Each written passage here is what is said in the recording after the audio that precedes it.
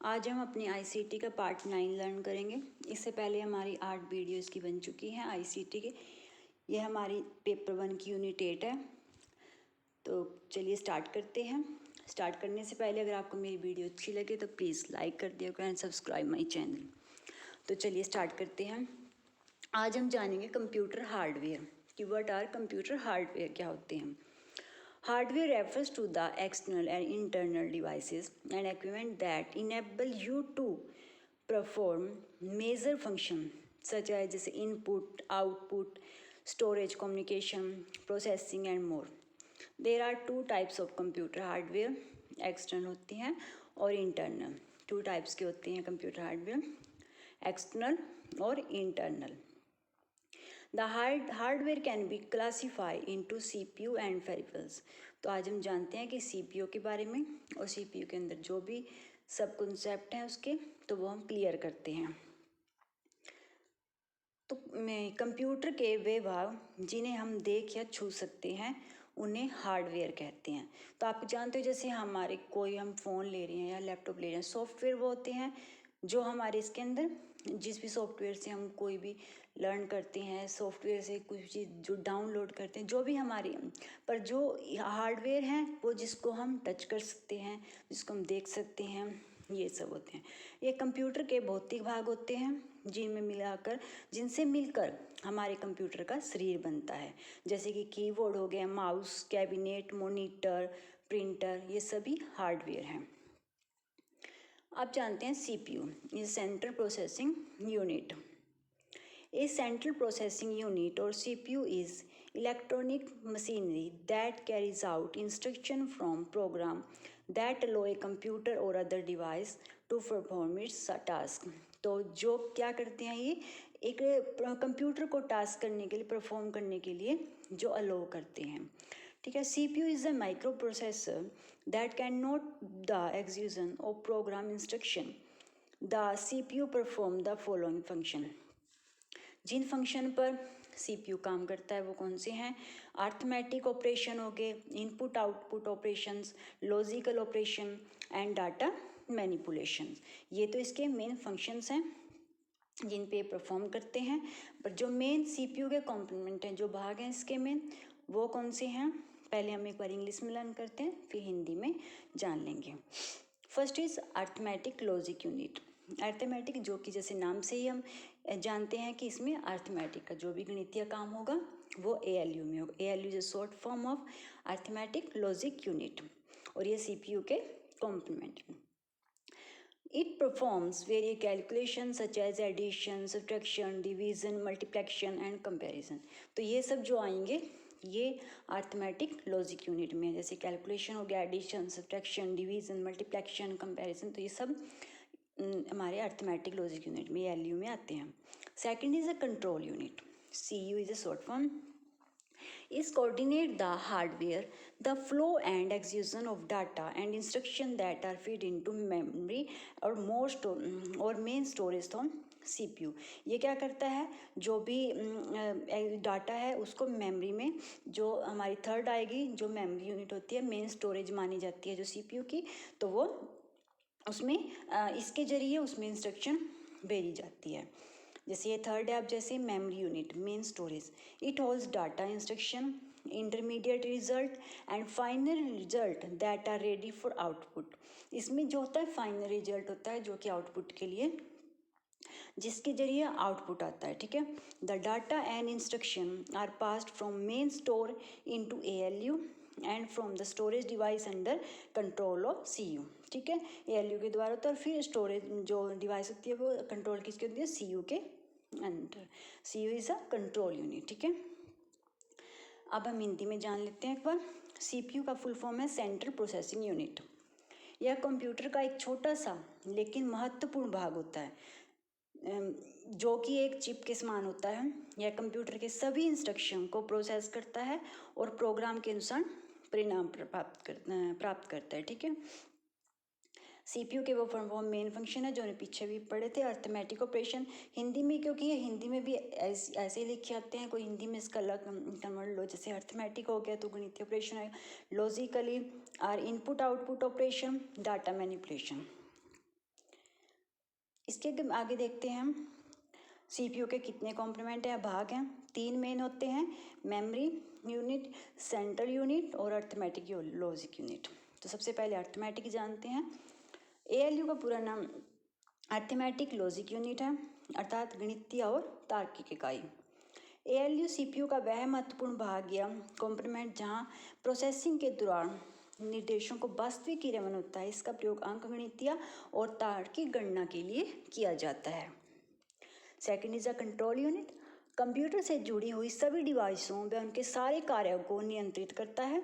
यह इनपुट डिवाइसों को डेटा निर्देशों को रीड करने के लिए निर्देश देता है तथा मेमोरी में वह एड्रेस बताता है जहां पर ये इनपुट किए गए डाटा या निर्देश को स्टोर किए जाते हैं।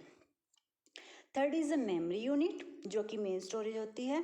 मेमोरी यूनिट यह कंप्यूटर का वह भाग होता है जहां डाटा को निर्देशों को संग्रहित करके रखा जाता है यहाँ तथा आवश्यकता पड़ने पर डाटा को सीपीयू में को उपलब्ध कराया जाता है। इसीलिए इसको मेन स्टोरेज माना जाता है, क्योंकि यहाँ पर सारा जो डाटा होता है उसको स्टोर करके रखा जाता है ताकि जब भी इसकी जरूरत पड़ती है तो फिर ये सीपीयू को उसको उपलब्ध करवाता है।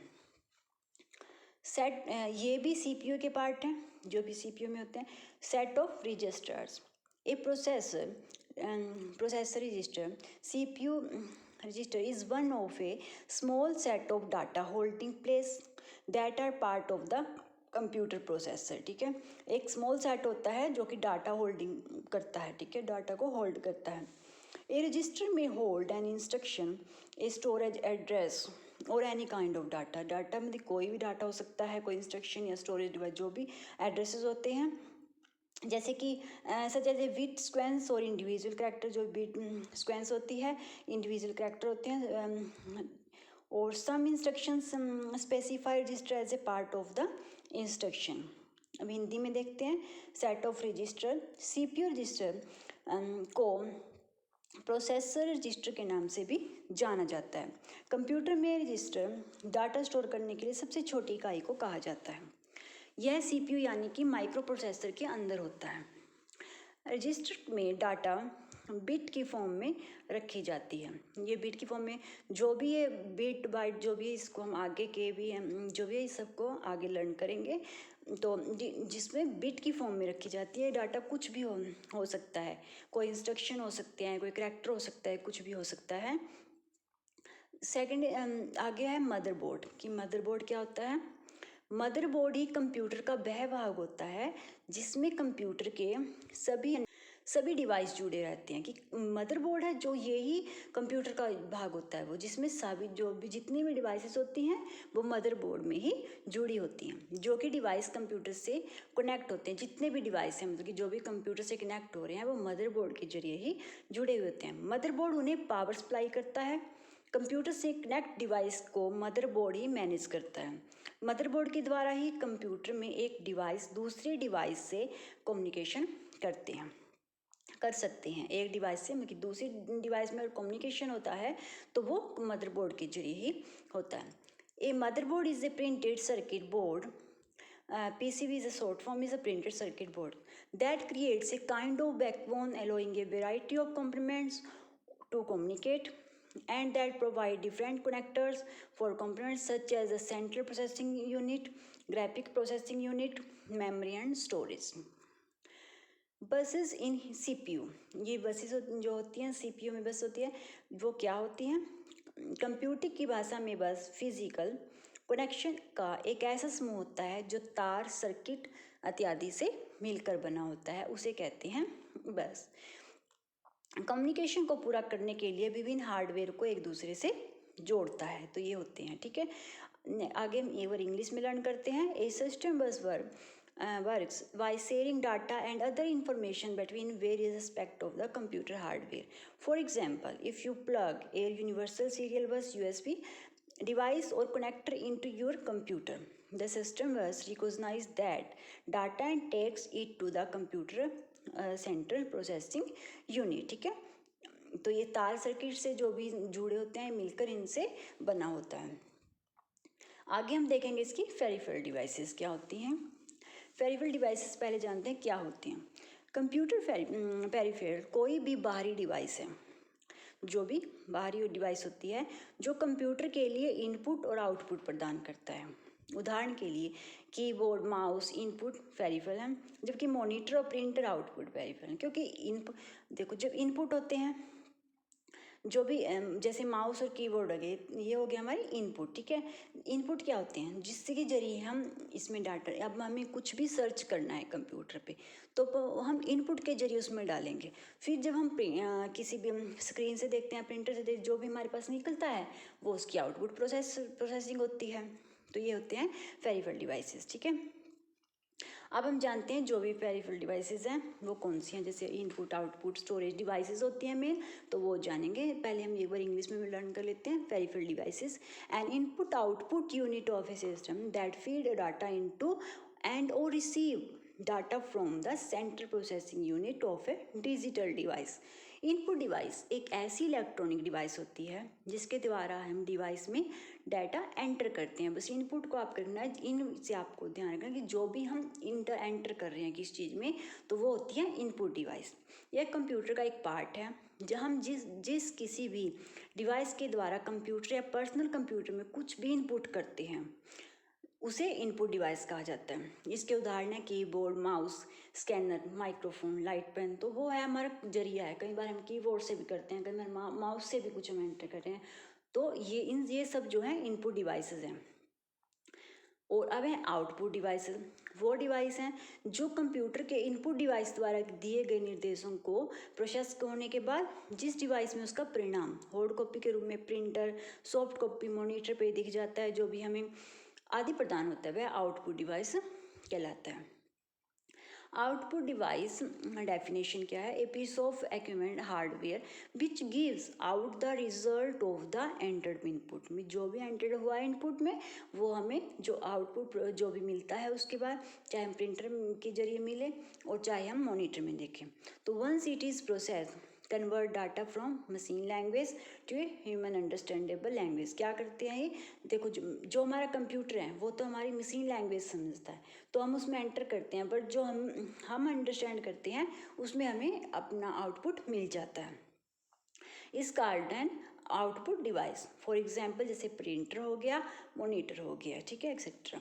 अब थर्ड जो लास्ट है इसकी, वो है स्टोरेज डिवाइस। स्टोरेज डिवाइस से हम कंप्यूटर में डाटा, प्रोग्राम, फाइलों को स्टोर करते हैं। जितने भी हम कोई भी चीज़ अपनी फाइल तैयार करें, कुछ भी करें, वो कंप्यूटर में स्टोर हो जाता है। वो कैसे होता है? बिकॉज ऑफ स्टोरेज डिवाइस के कारण।